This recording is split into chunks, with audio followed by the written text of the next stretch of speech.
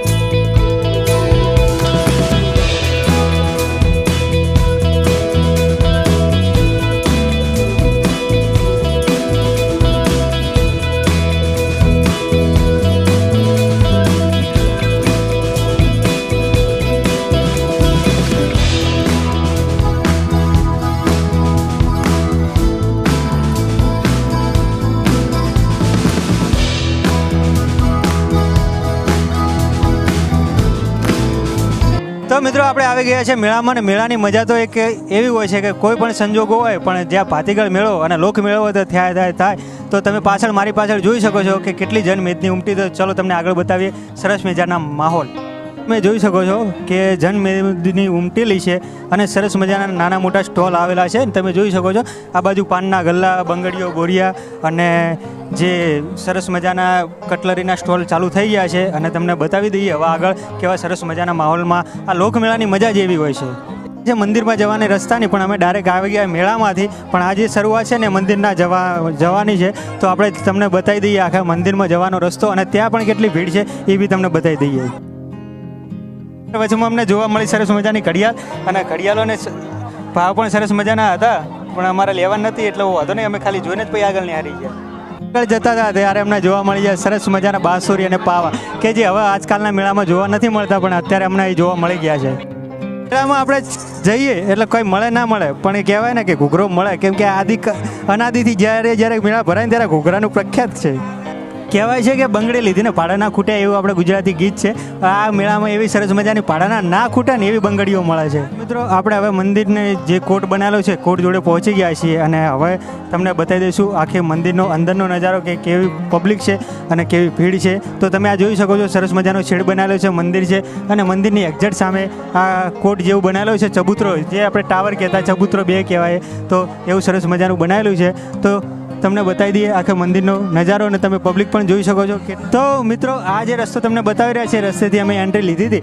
અને આ બાજુ જે તમે જોઈ રહ્યા છો, આ બાજુ છે આખું મંદિર, અને મંદિરની બાજુ અમે જઈ રહ્યા છે.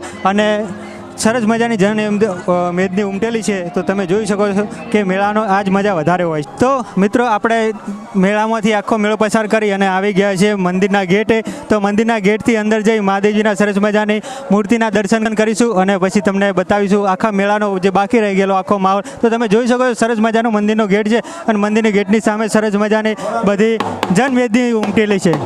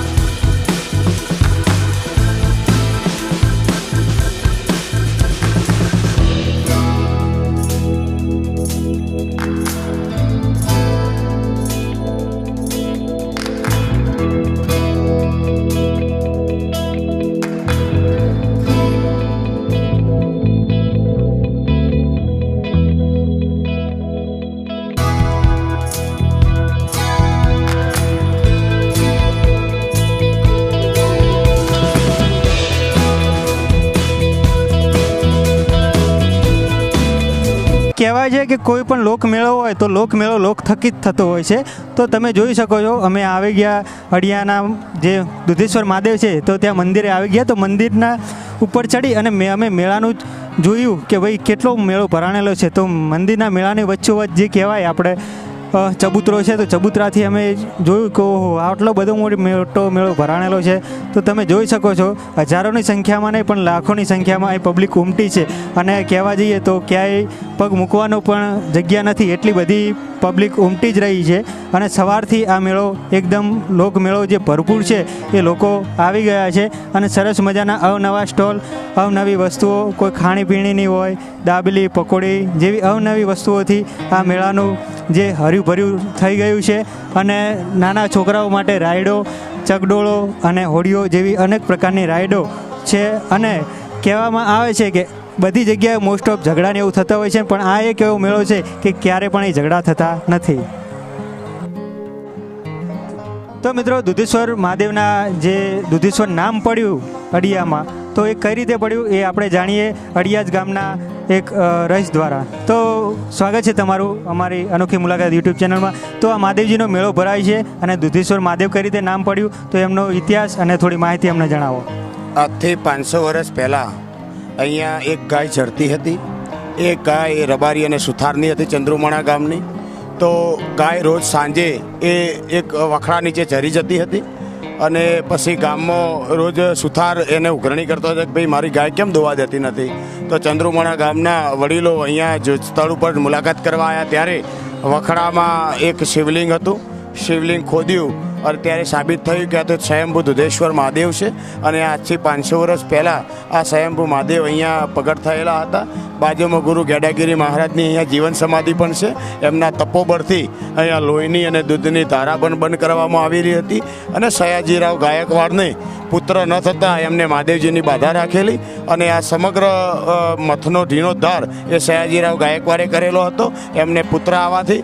અને આ દુધેશ્વર મહાદેવ મંદિર ટ્રસ્ટ એ ફક્ત મંદિર નથી પણ એ એક સ્ટેટ હતું, એ એક મઠાધીશનું મંતવ્યપાણું પણ હતું. અને અહીંયા પુતિયાવાસણા, સુજનીપુર જેવા ગામની અહીંયા વિગોટી પણ લેવામાં આવતી હતી. પણ જ્યારે પંચાયતી ધારો અસ્તિત્વમાં આવ્યો એટલે અહીંયા આ બધું કાર્ય ધીમે ધીમે અસ્ત થવા માંડ્યું. અને આ મેળો એ છેલ્લા 500 વર્ષની પરંપરા પ્રમાણે શ્રાવણ માસની અમાસ અને ભાદરવા માસની એકમ પ્રમાણે અહીંયા નિયમિત ભરાય છે. લગભગ 40,000થી 50,000 લોકો દરરોજના અહીંયા દર્શનાર્થ માટે આવે છે. અને દર અમાસે અહીંયા વિશેષ અન્નક્ષેત્ર પણ ચાલે છે, વિશાળ ગૌશાળા પણ છે અને પક્ષીઓ માટેનું ચણની પણ સુંદર વ્યવસ્થા મંદિર ટ્રસ્ટ તરફથી કરવામાં આવે છે. તો મિત્રો તમે જોયું કે અહીં અડિયા ગામમાં જે દુધેશ્વર મહાદેવજીનું મંદિર છે ત્યાં સરસ મજાની સેવાકીય પ્રવૃત્તિ સાથે સાથે અંગક્ષેત્રની પણ સુવિધા છે. તો મિત્રો તમારો આભાર કે તમે આવી સરસ મજાની અમને માહિતી આપી. તો મિત્રો હવે ચાલો તમને લઈ જઈએ ફરીથી એકવાર મેળામાં.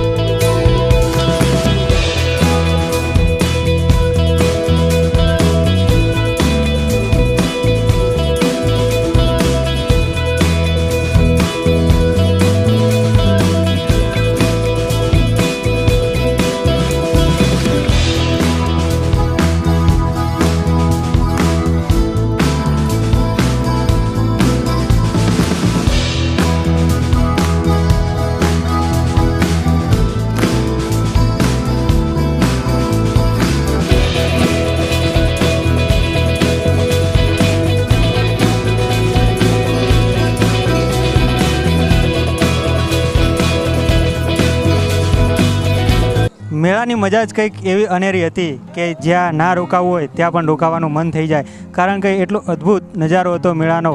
સરસ મજાની ખાણીપીણી તથા જીવન જરૂરિયાત ચીજ વસ્તુઓ ત્યાં મળી રહેતી હતી. તો અમે આવ્યા હતા થોડું શૂટ કરવા માટે, પણ ઘણું બધું અમે શૂટ કરી નાખ્યું. તો આવા જ અનેક પ્રકારના મેળા હોય કે અથવા કોઈ જગ્યા હોય અથવા કોઈ સંસ્થા હોય કે એવી અનેક પ્રકારની સેવાકીય પ્રવૃત્તિ ચાલતી હોય તો અમે ઉજાગર કરીશું. તો અમારો સંપર્ક કરજો, જેથી કરી તમારી આજુબાજુની કોઈ પણ જગ્યા હોય તો એને અમે ઉજાગર કરવામાં મદદ થઈ શકે. તો આવા જ મેળાઓ, જૂની અને પૌરાણિક સંસ્થાઓ અને જગ્યાઓ માટેની માહિતી માટે જોડાઈ રહો અમારી સાથે. અમારી ચેનલને લાઈક કરો, શેર કરો અને સબસ્ક્રાઈબ કરો.